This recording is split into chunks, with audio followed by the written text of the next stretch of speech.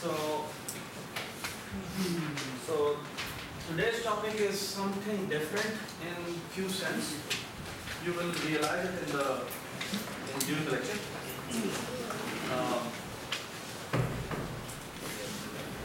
Okay, so that's the summary. हमने अभी क्या क्या कवर किया है?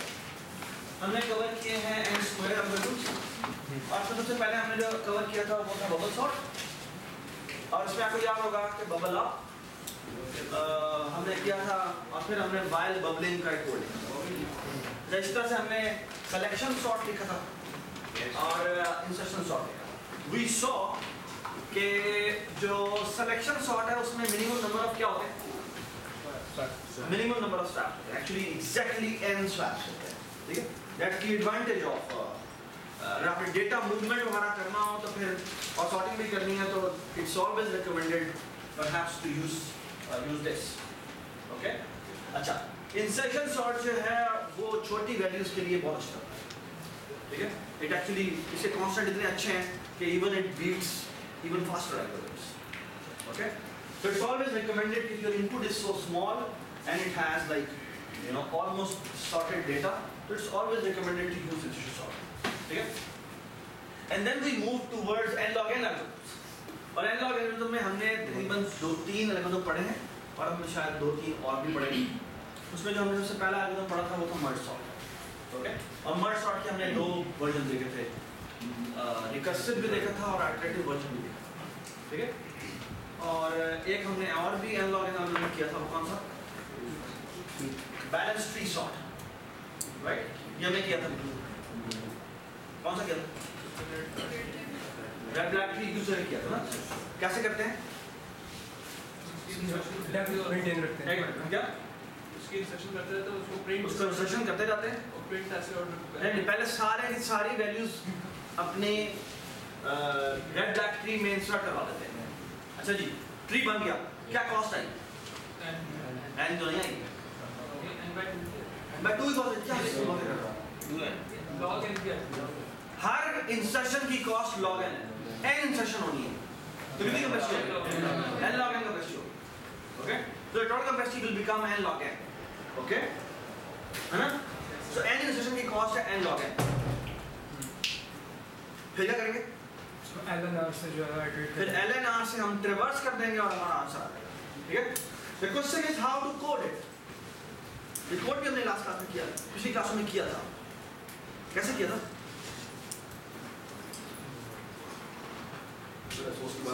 इसीलिए ना दिया है ना कोड करने के लिए तो वो सारा कुछ भूल जाता है। मैं दोबारा कोड करता हूँ। पिछली क्लास में भी वो सारे तुम लोगों ने बिल्कुल रिप्लाई दे दिया, वो तो ऐसे हमानक बैठे हुए थे कि ये क्या बात है, ये तुमने कोई नाम नहीं सुना पहले कहीं कोड किया। और जब मैंने कोड करना शुरू किया तो मेरे आगे लुक में दे रही, हाँ हाँ यही होता है, देखते तुम लोग करते। अब ये ना तुम लोग में देना मन कर रहे। अच्छा, तो सवाल ये कि कैसे बनाएं? So the way to make use of red black tree in our for example C++ implementation, let me talk about that. Okay, the way to do it is कि C++ में there is something in library जो आपको ऊपर include करनी पड़ती है, इसे कहते हैं मैप। ठीक है, और मैप को यूज कैसे करते हैं आपको लिखना पड़ता है यहाँ पर मैप, यहाँ पर आप बताते हैं की और यहाँ पे बताते हैं आप वैल्यू। एक मिनट, ये है मैप, ये है की, ये है वैल्यू। ठीक है, और यहाँ पे आपने इसका मैप का नाम रखते हैं। ठीक है, एक्चुअली ये मैप नहीं होता, लगता है ऐसे कि ये मैप है, ये एक्चुअली बैकएंड पे रेड ब्लैक ट्री होता है। ठीक है, ये वो की वैल्यू है जिसकी बेस पे वो कंपैरिजन करता है और बताता है कि मैंने एक्चुअली इस जगह पे जाके इंसर्ट किया। ठीक है, and what is the value? Value could be anything that you want to insert there. For example, अगर आपने एक red black tree बनाना है जिसमें ठीक है इंसर्शन होनी है on the basis of for example roll numbers, आपने roll number की बेस पे अपना ट्री जनरेट करवाना है। ठीक है, तो you can और लेकिन रखवाना तुमने क्या है? रखवाना तुमने स्टूडेंट्स है। ये बात में तुमने स्टूडेंट्स का एक्चुअली डेटाबेस टाइप बनाना है जिसमें रिकॉर्ड जो सेव हो रहा है वो स्टूडेंट का हो रहा है, लेकिन जो की वैल्यू है जिसकी बेस पे ट्री ने बैलेंस करना है अपने आप को, वो कौन सा एट्रीब्यूट होगा? वो लेट्स से की एट्रीब्यूट है जो हमारा फॉर एग्जांपल रोल नंबर है। ऐसे भी हो सकता है कि मैं नेम की बेस पे कर दूं, ऐसे भी हो सकता है कि मैं जीपी की बेस पे कर दूं, मैं कुछ भी कर सकता हूं। ठीक है, तो द क्वेश्चन इज कि मैं किसकी बेस पे डिसाइड करूं? Everybody understand? So this that किसकी बेस पे ट्री ने अपनी हाइट मेंटेन रखनी है, that will be the key value, और उसके साथ आपने जो एक्चुअल कस्टम वैल्यू रखवानी है वो आप जो मर्जी यहाँ पे डिसाइड करके बता दो, ठीक है? तो मतलब की value is the roll number, इसकी वजह से मैं इसकी बेस पे मैं सॉर्ट करना चाहता हूँ, और मैं जो वैल्यू रखवाना चाहता हूँ वो मेरी फॉर एग्जांपल स्टूडेंट का डेटा हो जाए, ठीक है? Everybody understand? ठीक? बुरहान तुम्हारी छठी याद है? अच्छा जी, let me move forward. So the thing is, let's say कि मैं आपको एक कन्वेंशन देता हूँ, मेरे पास एक फाइल है, उस फाइल में ना बहुत सारे नाम लिखे हैं. सैडली मैं कोड नहीं कर पाया, वरना मैं कोड भी कर देता. क्या नाम है? लेट्स से record.txt, ठीक है? और इसमें फॉर एग्जांपल बहुत सारे नाम हैं, ठीक है? ऑलराइट? और मुझे नहीं पता कहाँ तक फाइल जा रही है, वो फाइल एंटर कर. और मैंने करना क्या है? Let's say what I want to do is I want to show all the names in ascending order or maybe descending order, whatever I want, ठीक है? अच्छा, अब सवाल ये कि मैं कैसे करूँ? अच्छा, मैप की जो इम्प्लीमेंटेशन C++ में दी हुई है, उसमें ना थोड़ी सी रिस्ट्रिक्शन है, और रिस्ट्रिक्शन में ये है कि एक वैल्यू दो दफा ऐड हो सकती है, ठीक है? जैसे आपने BSc जब किया होगा तो BSc में उन्होंने शायद पहले ये बात जो की थी, अगर सेम वैल्यू आप ऐड करने को दे रहे हैं तो वो ऐड नहीं करता, ठीक है? ये एक्चुअली ऐसा होता है, ठीक है? एक्चुअली वो चाहते हैं कि मैप की इम्प्लीमेंटेशन ना ऐसे बनाई जाए, रेडक ट्री या जो भी आप बनाना चाह रहे हैं, कि उसमें एक वैल्यू दो दफ़ा ऐड नहीं होती. एक्चुअली दो से ज़्यादा आप करवाना चाहें तो भी आप करवा सकते हैं, लेकिन उसको वो एक और तरीके से मेंटेन करते हैं. So what we can do is, क्योंकि मैं भी करके दिखाएंगे आपको, वो ये कि उसके आगे एक और स्ट्रक्चर रखा है. हर नोड के अंदर वो एक और स्ट्रक्चर रहता है. अगर एक वैल्यू दोबारा आफ्टर हो रही है ना, तो उसके अंदर फॉर एग्जांपल लिंक लिस्ट होगी जिसमें वो इंसर्ट करवा देगा कि ये देखो ये दोबारा इंसर्ट हुई है, चलो इसको दोबारा इंसर्ट करो. ठीक? आपके सामने एक सवाल भी है जिसका ताल्लुक शायद इस बात से है. सर अभी मैं इसलिए भी करवा रहा हूँ क्योंकि सामने में वो सवाल अक्कर करता है. सो यू हैव टू और भी क्या है कि वो कैसे इतनी देर में चलेगा. अभी आप ठीक है. हेडलाइन पे इंसर्शन कर रहे हैं जी, ठीक है? सर वो रोटेट लेफ्ट राइट, वो हमें कुछ भी नहीं करना पड़ेगा, वो ऑटोमेटिकली खुद करता है, ठीक है? So the good thing about the implementation, the map implementation है कि वो रोटेशन जो भी करनी थी वो उसने खुद कर दी, ठीक है? वो as a black box of my mirror. हम डॉट इंसर्ट कॉल करेंगे, इंसर्ट एक्चुअली डॉट इंसर्ट भी नहीं करेंगे, हम उससे भी खूबसूरत इम्प्लीमेंटेशन करेंगे, ठीक है? चलिए जी, let's start. So here is the key value and here is the value, ठीक है? और ये बैक करना. सो फॉर एग्जांपल कि मैंने नेम्स का वेक्टर बनाना है and I want to do is कि मैं एक नाम दो दफा इंसर्ट नहीं करवाना, लेकिन अगर एक नाम दो दफा आ गया है तो मुझे वो डिस्प्ले जरूर करना. एक्चुअली जितनी दफा आया उतनी दफा डिस्प्ले करना, ठीक है? So look how I will going to use it. So मैं एक काम करता हूँ, ये देखिए, मैं यहाँ बनाता हूँ मैप और यहाँ लिखता हूँ स्ट्रिंग. स्ट्रिंग का मतलब है कि it's the name. Name will be my key point. Why? Because I want to build the tree on the basis of name. ये सबको समझ में आई बात? On the basis of name मैं ये पूरी की पूरी अपना ट्री बिल्ड करना चाहता हूँ, ठीक है? जब वैल्यू मैं पता क्या रखता हूँ, वैल्यू में एक्चुअली एक इंटीजर रखता हूँ. So what I will going to do is on every name I will going to maintain a value, and that value will Zan, क्या कर रहे हो? That value will be कि ये name कितनी दफा है, ठीक है? ये name कितनी दफा है. So look how I will going to do it. So let me make a map और मैं SI कह रहा हूँ, SI means string integer map, ठीक है? मैंने इसका ये नाम रखा, ठीक है? All right. So look how I was going to construct this map. With only one loop, the whole tree will be generated. Okay, that's the power of data structures. ठीक है? और वो जो भी rotation करते हैं हम वो कुछ करने की जरूरत नहीं. ये सारा काम आपको C++ करके दे देती है. ठीक है? जी, look at this. मैं एक काम करता हूँ. मैं यहाँ पे of course एक if stream reader बनाता हूँ. ठीक है? Reader में किस से read करना है? r.txt से read करना है. ठीक है? And look at this. मैं लिखता हूँ यहाँ पे do, यहाँ लिखता हूँ while, और यहाँ लिखता हूँ reader ठीक है, और यहाँ लिखता हूँ रीडर के थ्रू जी, यहाँ पे बना लेते हैं एक स्ट्रिंग नेम, ठीक है, और एन में मैं रीड करता हूँ और चेक करता हूँ क्या मैं रीड कर पाया या नहीं कर पाया। Everyone I suppose know this sentence. इसका मतलब क्या है कि अगर वो रीड कर पाया तो ये इफ में आ जाएगा, वरना वो इसमें नहीं आएगा, ठीक है, वरना वो रीडर को नल सेट कर देता है। तो इफ रीडर का मतलब है अगर वो रीड कर पाया, अगर वो एंड ऑफ फाइल में आ जाएगा तो ये इफ नहीं चलेगा, और यहाँ पर आएगा ये फाइल भी नहीं चलेगा, और ये दोबारा फाइल ऊपर से ऊपर नहीं चलेगा, ठीक है। So that's how it works. और मैं यहाँ करता हूँ, यहाँ पर लिखा लुक एट दिस, मैं कहता हूँ कि so look at this,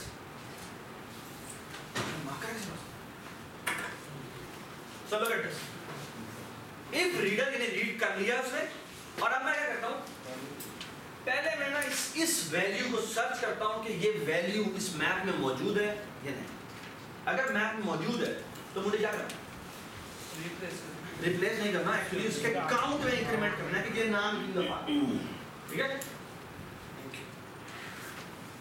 ये मेरे पास पहले जी, अगर मेरे पास ये नाम पहले ही आ गया तो मुझे एक्चुअली इसके काउंट में इंक्रीमेंट करना है, और अगर ये नाम पहले नहीं आया तो मुझे उसकी नई एंट्री इसमें ऐड करवानी है, ऐसे ही करना। सो look how the syntax of map works. हम करते क्या है, हम मैप का जो SI है उसके अंदर एक फाइंड कॉल करते हैं, और फाइंड में हम ये नेम है जो की वैल्यू होती है, ठीक है। अच्छा, आपको याद होगा, आप मैं जब वेक्टर यूज करवाया था और 2-3 और रजिस्टर यूज करवाए थे, तो उसमें याद है हमने डॉट बिगिन और डॉट एंड यूज किया। डॉट एंड होता है ये जो है डॉट बिगिन और डॉट एंड, जो भी चीजें हैं ये वो चीजें इनको ना आइटरेटर्स कहा जाता है, एक्चुअली वो पॉइंटर्स होते हैं, लेकिन ना ये हर डेटा स्ट्रक्चर के लिए अपने होते हैं। फॉर एग्जांपल स्टैक के लिए होगा तो उसका आइटरेटर यू नीचे आएगा, क्यू के लिए और तरीके से होगा, लिंक लिस्ट के लिए एक और तरीके से होगा, और वेक्टर के लिए वो किसी और तरीके से होता है। मैप के लिए एक्चुअली वो एक पॉइंटर होता है, जिस पर वो आई मीन वो इंक्रीमेंट आराम से नहीं होता, वहाँ पर मैप पे यानी मैप पे जो एंट्री है उसमें मैं कहता हूँ इंक्रीमेंट हो जाओ। इंक्रीमेंट होने का मतलब है कि वो नेक्स्ट पॉइंटर पर चल जाओ। अब वो इतना आसान नहीं होगा, आमतौर पर वो LNR होता है, तो LNR होने के लिए जब मैं कहता हूँ कि भाई प्लस प्लस करो तो वो एक्चुअली देखता है कि मैंने इधर जाना है, इधर जाना है या ऊपर जाना है, ये पूरी पूरी डिसीजन करता है। लेकिन अच्छी बात यह है कि वो सारी की सारी इनकैप्सुलेशन करके दे दी है, आपको एब्स्ट्रैक्शन दे दी है, और वो बस आपने प्लस प्लस कॉल करना है, वो LNR ऑर्डर में प्लस प्लस हो जाता है, ठीक है। ठीक है, देखिए एक और बड़ी इंपॉर्टेंट बात है, बोले क्या करना है, अगर ये एक बड़ी कन्वेंशन यूज होती है हर डेटा स्ट्रक्चर में, डॉट एंड का फंक्शन है, और डॉट एंड फंक्शन ये कहता है, जैसे मतलब वेक्टर है तो वेक्टर का जो डॉट एंड होगा वो होता है, ये डॉट बिगिन पहला होता है, ये जो है वो डॉट एंड नहीं होता, बल्कि जो इससे अगली एंट्री होती है जो कि आपकी एंट्री नहीं है वो डॉट एंड होता है, ठीक है।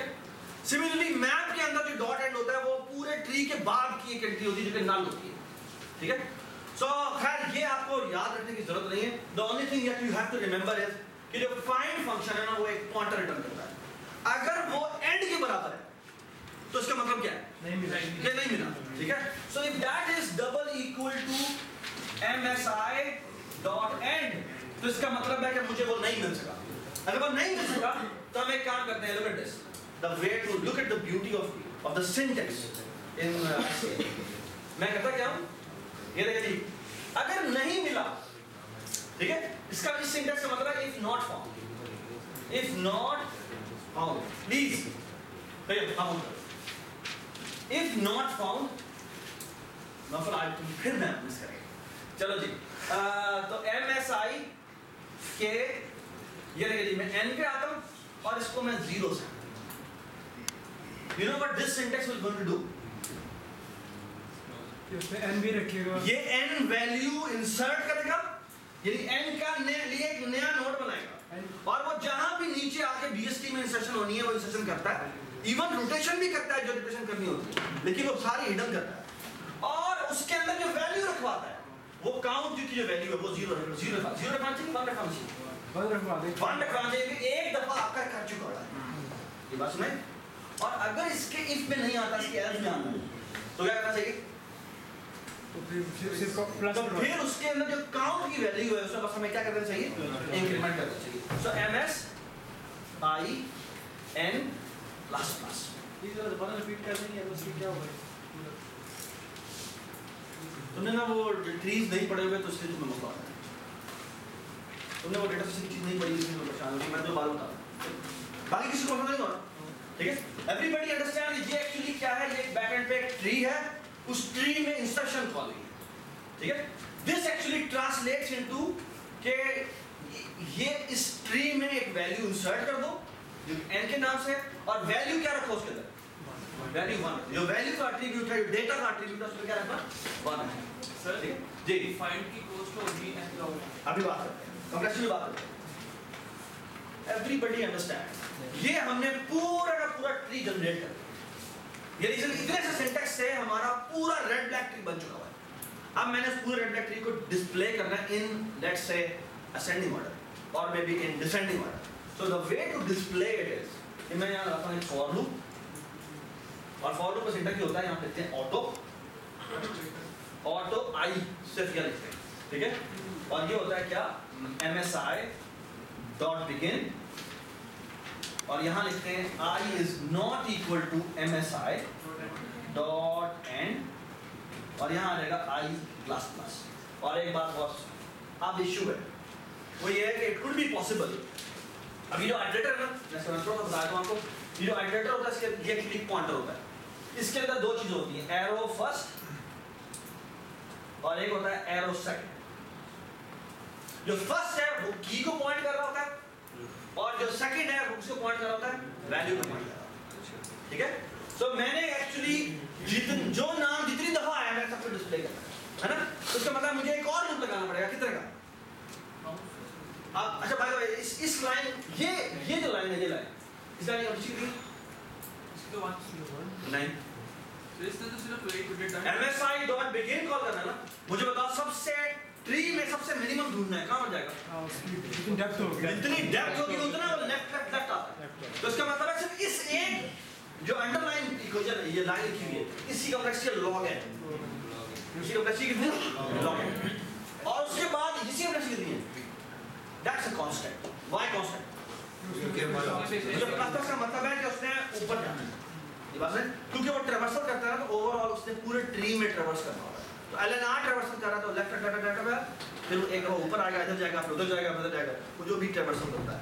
तो ओवरऑल कॉम्प्लेक्सिटी इस पूरे प्रोसेस की जो है अगर वो देखी जाए तो उतनी बनती है, वो n ही बनती है, या मैक्सिमम 2n हो जाएगा, ठीक है? 2n से ज्यादा नहीं होगा। फिर एकदम नीचे जाता है, फिर ऊपर, और हर नोड पे एग्जैक्टली 2 दफा जाता है, एक दफा आना, एक दफा वापस आना, ठीक है? इससे ज्यादा नहीं होता। सर पेरेंट नोड का उसको पॉइंटर होता है, ऑर्डर लेने के लिए सर उसको वापस ही नहीं जाता उसके पास एक्चुअली इसमें हुई है रेड ब्लैक ट्री में, उसमें पेरेंट पॉइंटर साथ होता है। अच्छा, ओके। हर नोड के पास उसका पेरेंट पॉइंटर होता है, तो उसके थ्रू वो पर आता है। तो दैट्स नॉट मैं मेमोरी बोल देता हूँ, मेमोरी लेता रहे, ठीक है? Efficiency is the main issue, not the memory वाला अन्य है।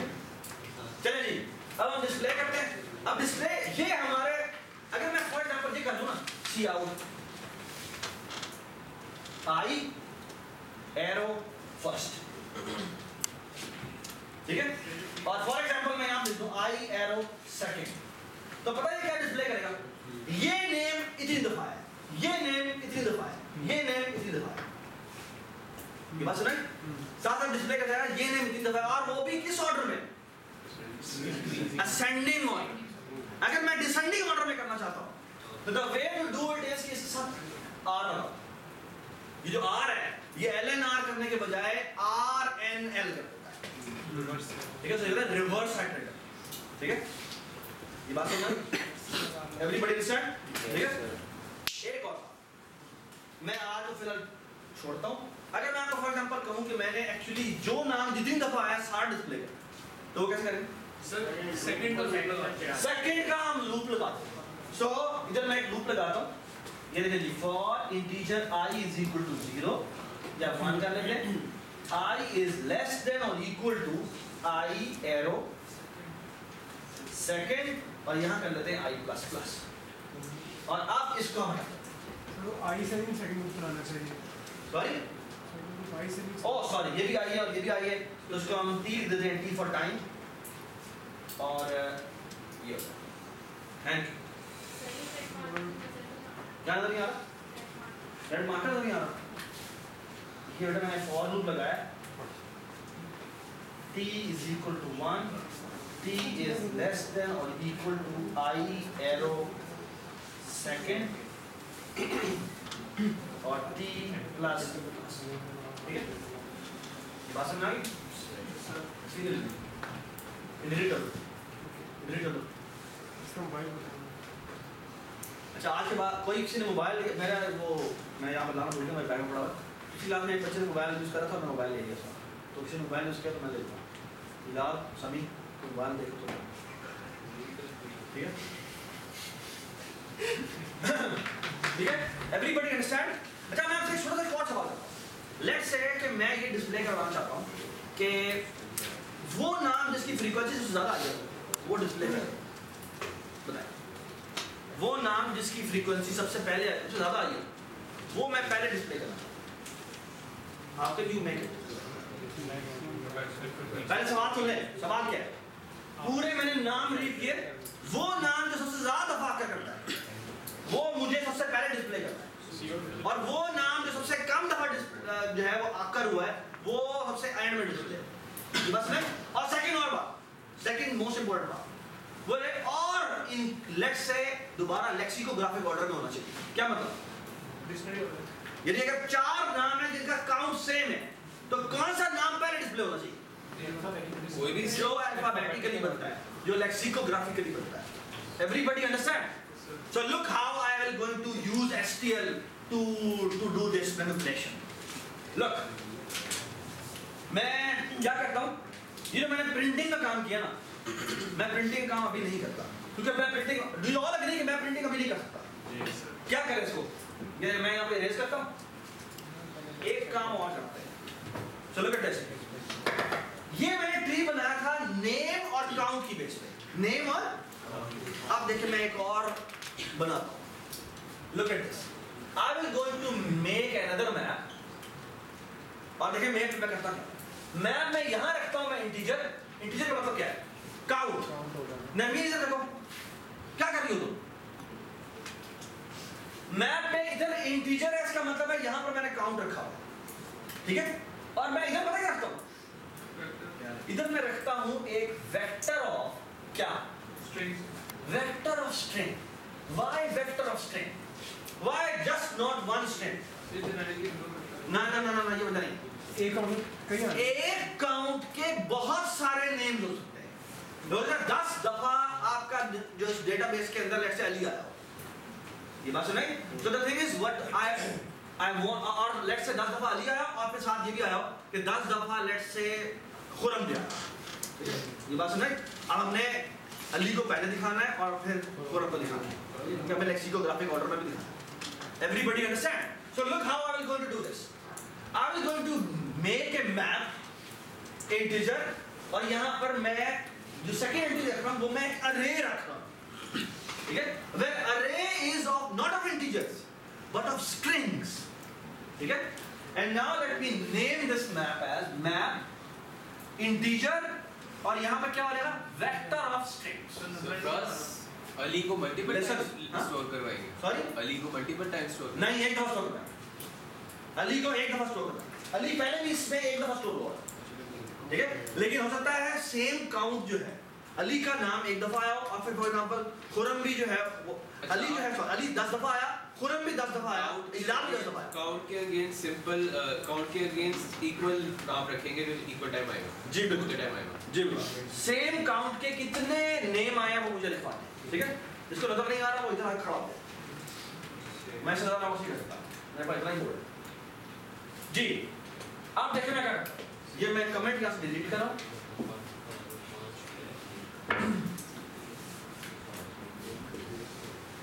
जिसको नजर नहीं आ रहा उठो यहां से, आ रहा है इधर उठो, ये बैग उठो, यहां से इधर भी जगह खाली, यहां पर बैठो। अच्छा ये देखिए जी, नाउ लुक एट दिस, कि मैं क्या करता हूं, अब मैं इस मैप पे एंट्री करवाता हूं। कैसे एंट्री करवाता हूं? Look at this, what I will going to do is I will now traverse in this map, और मैं करता क्या कि हर स्ट्रिंग पे पे जाता हूं और मैं हर स्ट्रिंग एक ही दफा होगी, राइट? हर नाम जो है वो एक ही दफा है, ऐसे ही मैं हर स्ट्रिंग पे जाता हूं, उसका काउंट डालता हूं और एक्चुअली एक एंट्री बनाता हूं। एंट्री किस तरह की होगी? अब काउंट पे मुझे जाना है, इस मैप के काउंट वाले इंडेक्स पे जाना है और वहां पे जाके जो उसकी कॉरेस्पॉन्डिंग स्ट्रिंग बनती है वो मुझे उसके वेक्टर में इंसर्ट करवा दें। So look at this, so I will go through this for, ये देखिए जी, अगेन वही auto i is equal to map of, क्या होना चाहिए, si डॉट बिगिन, और यहां मैं करता हूं i is not equal to msi dot end, और यहां बनेगा i प्लस प्लस। हाँ मैं दोबारा कर रहा हूं, ठीक है? और आप देखिए मैं इंसर्ट कर रहा हूं, look at this beautiful code.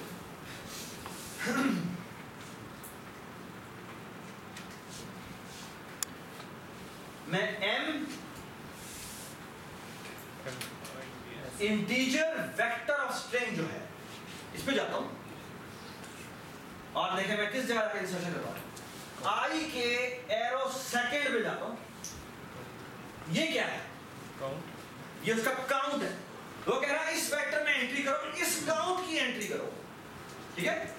अच्छा, कोई इफ नहीं लगा, जैसे मैं यहां पे लगा रहा था, मैं कहता हूं जाके डॉट पे जाओ, डॉट पे पुश बैक कॉल करो। अब वेक्टर के अंदर ना एक एबिलिटी होती है कि आप उसका डॉट पुश बैक कॉल करें, वो खुद ब खुद ग्रो हो जाता है। तो जैसा ग्रोएबल अरे नहीं होती, इस तरह वो खुद ब खुद ग्रो होता जाता है, ठीक है? तो मैं यहाँ पे पुश बैक करता हूँ और पुश बैक करके जाके यहाँ पे लिखता हूँ i एरो क्या फर्स्ट, एंड यू नो इस तरह से कोड से क्या हो गया, मेरा एक और रेड ब्लैक ट्री बन चुका है जो किसकी बेस पे है, काउंट, जो काउंट्स की बेस पे है।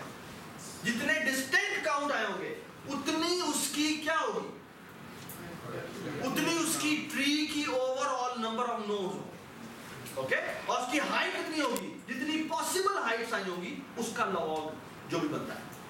ये बात समझ?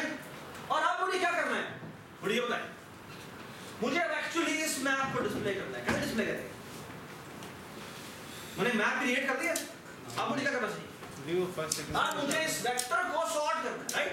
क्योंकि हमने कहा था जो वेक्टर हमने जो नाम आने सेम काउंट के अगर बहुत सारे नाम आ जाते हैं तो मुझे किसको पहले दिखाना है, जो अल्फाबेटिकली पहले आता है, alright? So the way to do that is, ये देखिए जी मैं क्या करता हूं, पहले हम एक और लूप लगाते हैं, अगेन ये देखिए जी ऑटो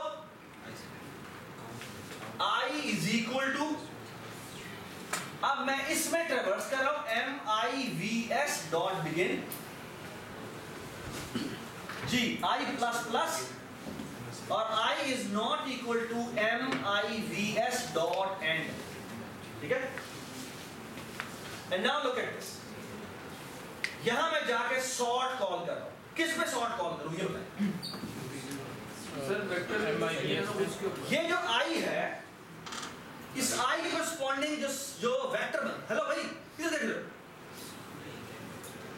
भाई, कुछ समझ नहीं आती तो आप बताएं तो सही, मैं आपकी बात कर रहा हूं, इधर मुझे तो देख रहे थे बेटा, ये समझ में नहीं आई तो आपको बताना चाहिए ना। देखो मैं लेक्चर दे रहा हूं, मेरे लेक्चर का कोई फायदा नहीं है अगर मैं एम ही बकवास कर रहा हूं। ये देखो मुझे अब मेरा आइडिया क्या है, यहाँ पर आइडिया ये है कि जो सेम काउंट के थे ना वो मैंने एक ही वेक्टर में ऐड करवा दिया, और अब मैं क्या करने लगा, अब मैं करने लगा उस वेक्टर को सॉर्ट कर दूं किसकी बेस पे, नामों की बेस पे, और वो मैं सॉर्ट फंक्शन कॉल करता हूँ। सॉर्ट फंक्शन हमें पता है कि वो सॉर्टिंग कर देता है, ठीक है? तो मैं इसमें क्या भेजूंगा बताएं मुझे, i एरो सेकंड, जी बताएं, सेकंड सॉर्ट में याद है, सॉर्ट में दो चीजें, जो एसक्यूएल का सॉर्ट है दो चीजें पास होती है, साइज बात उसे दो आइटरेटर पास होते हैं कि यहां से लेकर यहां तक मैंने सो मैं लिखूंगा i डॉट सेकंड का डॉट बिगिन, और यहां पे लिखूंगा i एरो सेकंड का डॉट एंड, सर ये वैल्यू आपने वेक्टर में स्टोर करी थी तो आप उसी ट्री में कोई वेक्टर ले रहे हैं क्या फर्स्ट जब आप वैल्यूज उसमें एंटर कर रहे हाँ। हैं तो वहीं पे वेक्टर लेके उसी में स्टोर करा ले यहाँ पर वेक्टर ले ले हाँ। नहीं वो वेक्टर कैसे तो वेक्टर की बेस पे कैसे इंसर्ट करो समझे ना जो इंडेक्स फिर वेक्टर का कंपैरिजन यूज कर हमें मसला ये है जो तुम कह रहे हो ना वो नहीं होगा पहले तुम्हें फिर क्या करना पड़ेगा मुझे समझ नहीं आ रही कैसे करेंगे आप वैल्यूज ले रहे हैं की में पहले हम की में आप नेम ले रहे हैं उसको हाँ। आप वेक्टर ले रहे हैं तो फिर कैसे करें इंसर्ट कैसे करें जैसे आप वहाँ पे सीन करा रहे हैं और सीन में एक नाम सीन करवाता हूँ ना पूरी लिस्ट थोड़ी सीन करवाता हूँ मैं एक नेम करके वो से इंसर्ट करवा सकता हूँ ना मैं लिस्ट ऑफ नेम्स जो मुझे पता है सेम काउंट के करस्पॉन्डिंग होगी मुझे तो ये पता ही नहीं है मैं तो ये कंपटीशन करनी है तो वो मैंने पहले सब नामों के काउंट्स निकाले और फिर मैंने उनकी एंट्री करवा दी इसके अंदर काउंट नेम के हिसाब से ठीक है जो सेम काउंट के थे उनको मैंने सेम वेक्टर में इंसर्ट करवा दिया ठीक है और फिर उनको किसकी बेस पे मैंने सॉर्ट कर दिया उनके नेम पे look at the power of STL कि इतना कॉम्प्लेक्स काम जो कि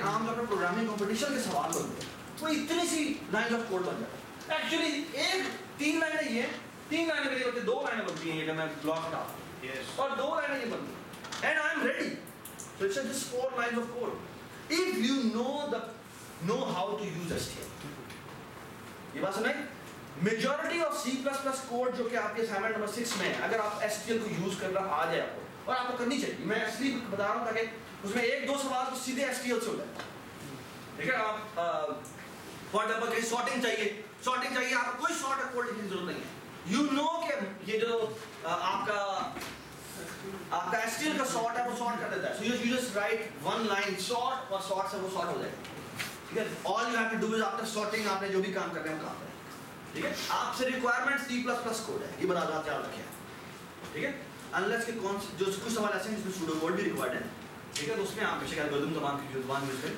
जैसे आखिरी शायद 3 सवाल में वो सूडो कोड रिक्वायर्ड है ठीक है एग्री एवरीबॉडी अंडरस्टैंड अच्छा मुझे ये बताएं कि इसकी कॉम्प्लेक्सिटी कितनी थी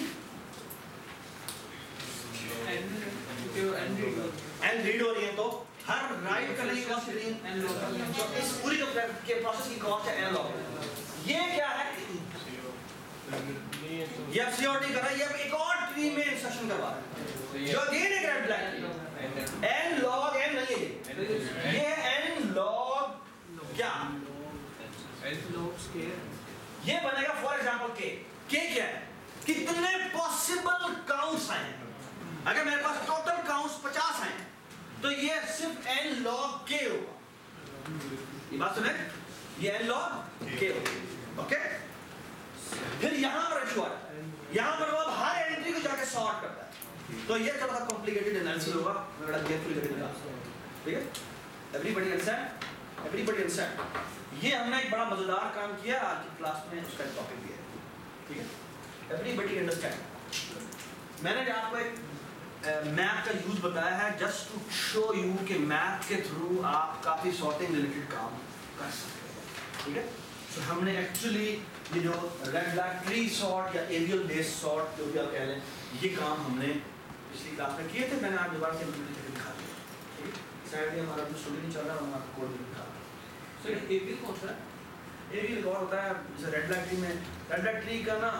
आपको अगर आपको देखेंगे इसकी हाइट लॉग इन होती है उसका प्रूफ बड़ा आसान है कि नंबर ऑफ ब्लैक काउंट्स जो होते हैं वो हमेशा एक होते हैं तो हाइट जो होती है ना वो log n से 2 log n के दरमियान में होती है एक लाइन में प्रूफ आ जाता है ठीक है लेकिन जो उसकी बात है ना जो एरियल ट्री और होता है वही बाइनरी सर्च ट्री है लेकिन उसमें ना ये रेड ब्लैकनेस नहीं होती तो उसमें होता ये है कि उसके जो मैथमेटिकल प्रूफ है वो काफी कॉम्प्लिकेटेड है कि उसकी भी हाइट h से 2h के दरमियान में होती है लेकिन वो थोड़ा सा उसका प्रूफ कॉम्प्लेक्स है बाकी इंप्लीमेंटेशन उसकी उससे ज़्यादा सिंपल है रेड ब्लैक ट्रीज की कॉम्प्लिकेशन की 6 केस बनते हैं उसके 2 या 3 केस बनते हैं तो AVL is also a balanced tree implementation और भी बड़ा मजेदार डेटा सेक्शन है जो कि शायद आपको पढ़ना चाहिए अगर आपका टाइम हो तो मैं निशान लिखें ठीक है अच्छा उसके बाद जो हमने डिटरमिनिस्टिक क्विक सॉर्ट किया था लास्ट क्लास आपको याद हो तो उसमें क्या किया था हमने हमारे पास n साइज की array थी हमने 5-5 के चंक बना दिए थे और एक ये था उनको इंडिविजुअली सॉर्ट कर दिया कॉम्प्लेक्सिटी कितनी होगी अभी तक 5 है राइट याद है 5 स्क्वायर तो n/5 टोटल जो है वो हिस्से थे और हर एक की कॉस्ट 25 है। फिर हमने क्या किया था, उनके मिडल उठाए थे और हमने बाबा जी को कॉल की थी कि भाई इसका मुझे एग्जैक्ट मीडियन ला दो। और फिर हमने क्या किया था, और बाबा जी जो हमें मीडियन देते हैं उसकी बेस पे हम क्या करते हैं, छोटे एक तरफ कर देते हैं, पार्टीशन कॉल करते हैं, छोटे एक तरफ करते हैं और बड़े एक तरफ करते हैं। और फिर क्या होता है, हम देखते हैं क्योंकि हमने मीडियन एग्जैक्ट निकालना था, तो एग्जैक्ट निकालने के लिए क्या करते हैं, छोटे जब इधर उठाते हैं और बड़े जब इधर उठाते हैं तो हम क्या करते हैं, फिर हम देखते हैं हमारा जो मिडल है वो इधर लाए करता है या इधर लाए करता है। जिस तरफ लाए करता है उसके लिए दोबारा कॉल करते हैं, ठीक है।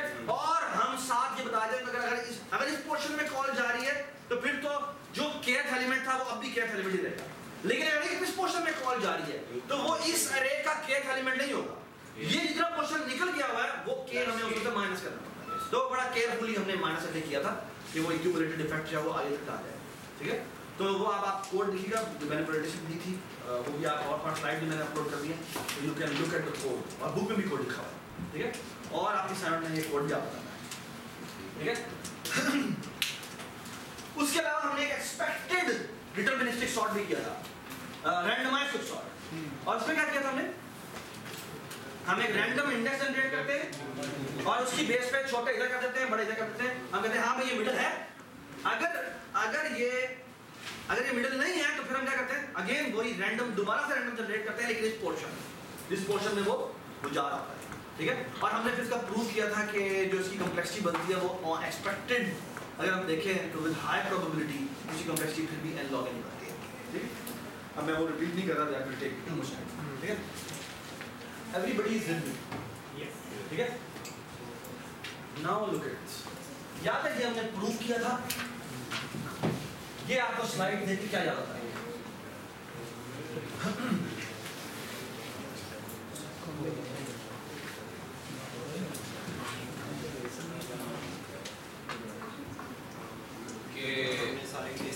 आपने प्रूव किया था कि हमने क्या प्रूव किया था, कम से कम मतलब बेस्ट केस जो है वो n log n है सॉर्टिंग के लिए। अच्छा, बेस्ट केस यानी कि आप जो मर्जी एल्गो बना लें आप n log n को बीट नहीं कर सकते, यानी आप, हमने प्रूव किया था lower bound of sorting algorithm. हमने प्रूव बेटा क्या किया था कि आप जो मर्जी सॉर्टिंग एल्गोरिथम बना लें n log n से, बस आप जो मर्जी सॉर्टिंग एल्गोरिथम बना लें आप n log n से बीट नहीं कर सकते, ठीक है। यानी n log n से बेहतर आप एल्गोरिथम नहीं बना सकते। और इसका हमने बड़ा खूबसूरत प्रूफ किया था कि अगर मेरे पास n साइज की अरे हो तो उसकी टोटल परम्यूटेशन कितनी बनती है, n फैक्टोरियल। अब कोई भी कंपैरिजन बेस्ड सॉर्ट बनाओ, कोई भी कंपैरिजन बेस्ड सॉर्ट बनाओ, उसने दो वैल्यूज को कंपेयर करना है और दो वैल्यूज को कंपेयर करने की बेस पे उसने बताना है मैंने इधर जाना है या इधर, है ना, ठीक है। यस हो तो मुझे इस तरफ डायरेक्शन में जाना है, तो नो हो तो मुझे इस डायरेक्शन में। अब इशू ये है कि अगर मैं एक ट्री बनाऊं जो तमाम पॉसिबिलिटी के लिए जो है वो मुझे आंसर दे दे, कि मुझे मेरे तमाम पॉसिबिलिटी जो भी एल्गो बना रहा हूं मैं उस एल्गो को तमाम पॉसिबिलिटीज के लिए आंसर ठीक देना चाहिए, ऐसे। अब सवाल ये दुनिया के वो कहता है दुनिया के तमाम एल्गोरिथम जो मर्जी एल्गो ले लो, फास्ट वाला भी स्लो वाला भी, जो मर्जी ले लो, द आइडिया इज कि जो मर्जी एल्गो ले लो वो टोटल जो टाइम लेगा, ठीक है, वो इन सब के लिए उसको पहली बात है कि काम करना है। जब काम करना है तो अगर वो और वो कंपैरिजन के काम करेगा ना, कंपैरिजन करके डिसीजन लेगा कि मैंने इसको इधर फेंकना है, इसको उधर फेंकना है, ठीक है। तो द थिंग इज कंपैरिजन होता है दो वैल्यूज के दरमियान, और दो वैल्यूज की बेस का मतलब है बाइनरी ट्री।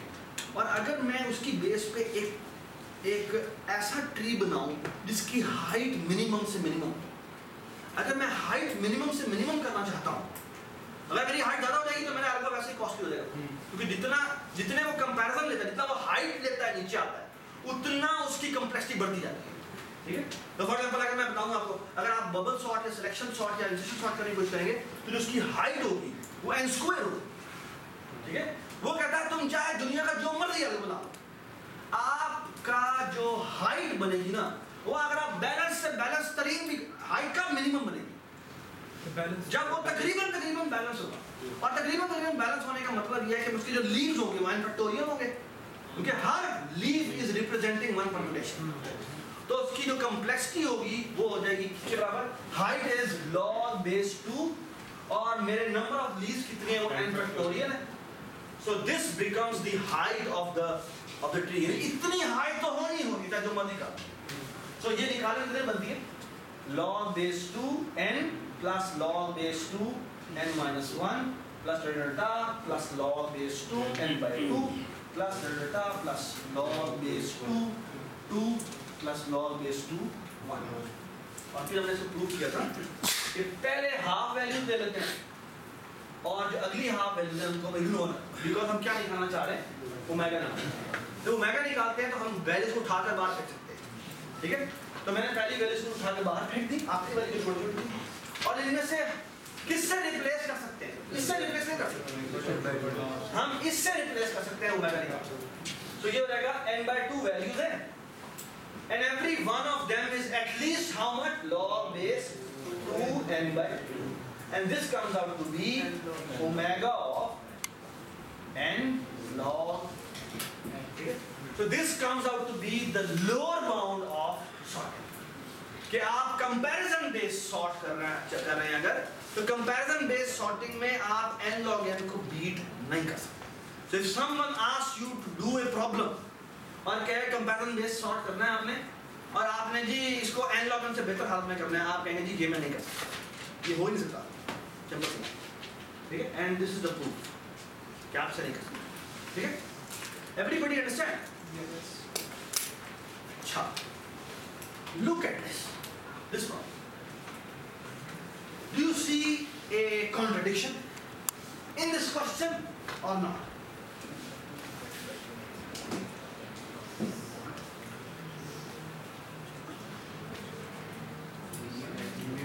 No.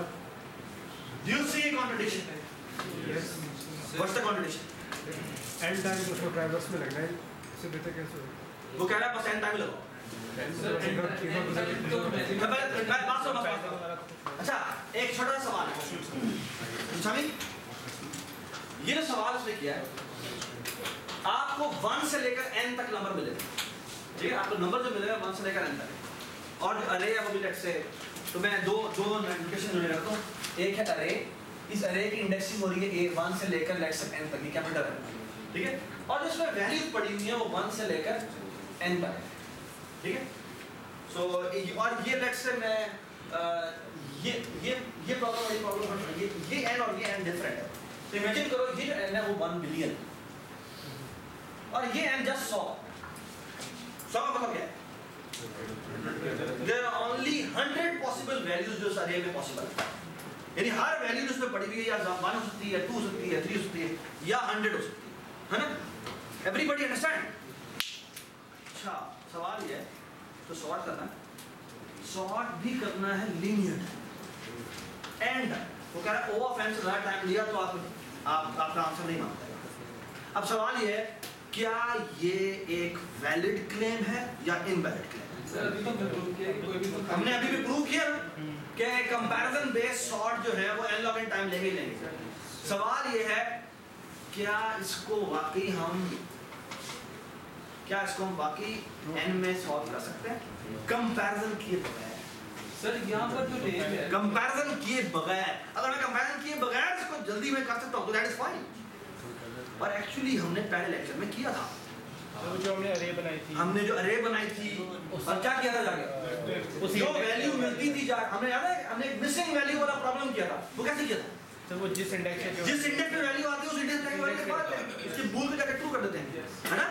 और फिर जो बूल मिस होता है उसको उठाकर बाहर कर देते हैं। फ्रीक्वेंसी। अब मसला ये है, यहाँ पर ऐसा हो सकता है कि इनमें से कुछ वैल्यूज मिसिंग हो, वहाँ पर एग्जैक्ट अरे भी n साइज की थी और जो वैल्यूज थी वो भी 1 से लेकर n तक साइज थी, लेकिन यहाँ पर ऐसा नहीं है। यहाँ पर ये n और वो n थोड़ा डिफरेंट है।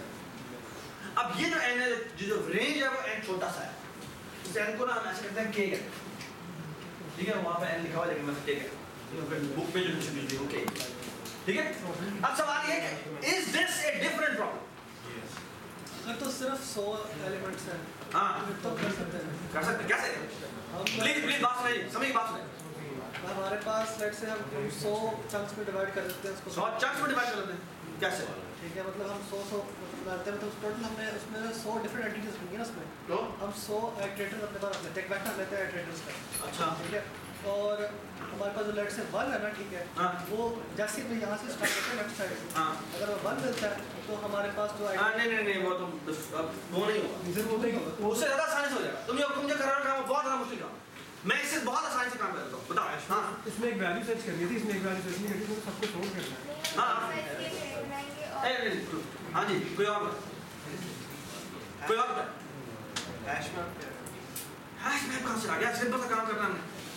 क्या सवाल है? सवाल ये है कि भाई एक 1 बिलियन साइज की अरे के लिए उसमें जो वैल्यूज पड़ी है वो 1 से लेकर 100 तक है, और इनको सॉर्ट करना है। सारे जीरोस पहले आ जाए, फिर 1s आ जाए, फिर 2s आ जाए, फिर 3s आ जाए, फिर 4s आ जाए, और फिर इस तरह 100s आ जाए। ये सवाल है, ठीक है? अभी कैसे सॉर्ट करें, ये सवाल। एंड के अंदर आप जिस तरह बताओगे ना, वो भी उसी का वही बन जाता है, मान लेगा। नहीं जिस तरह हमने मैप यूज करके वेक्टर के हाँ? अगेंस्ट हमने काउंट्स रख दिए थे, अगर एक नेम के अगेंस्ट एक ही काउंट के अगेंस्ट मल्टीपल नेम्स रख दिए। अच्छा से अगेन, अगर मैं ये काम करूं जो ये कह रहा है आजम देखो जी, बोलो।